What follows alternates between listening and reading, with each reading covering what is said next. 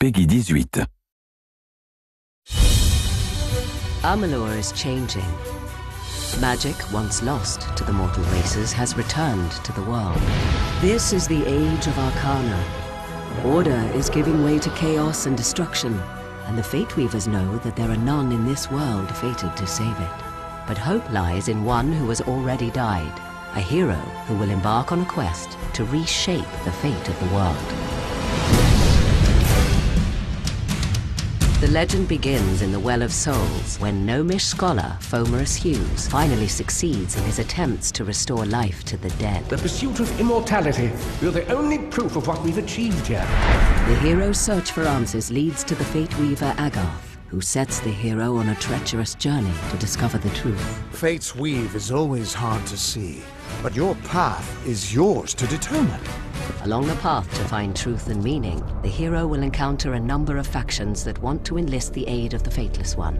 The hero may find it advantageous to join one or more of these factions, for they each possess unique knowledge that will help him on his journey. On the surface, the Travelers are a free-roaming society of entertainers and nomads living a carefree existence on the open road. Ain't no worries in Star Camp. Travelers are the way life should be for a bloke in these lands. However, they are from a lineage of the finest thieves that ever walked Amalur, and becoming one of the Travelers allows the hero to buy and sell stolen goods, as well as delve into the fine arts of stealth, crime, and subterfuge. I can part with the daggers for half of what I was asking. I'd rather not get on the bad side of the Travelers. The Scholia Arcana was formed generations ago. It has since become the central university for all mortals who wish to study the practice of magic. We have a responsibility to know what these forces are, so that we may better control it. A student who shows sufficient talent is granted access to the libraries of the Scholia Arcana, where they may study the arts of sagecraft, dispelling, and alchemy. My suspicions regarding your potential were well-founded. The once proud and noble warriors of the Warsworn are now known as the finest and fiercest hired swords in the Phalanx. A mercenary sells a sword without honor. The Warsworn sell honor, armed for battle. The name of the Warsworn strikes fear into the hearts of enemies throughout the land. Once proven in battle, a Warsworn pledge has access to skills, weapons, and training that cannot be found elsewhere. I've trained, I've dreamed. I will join the Order.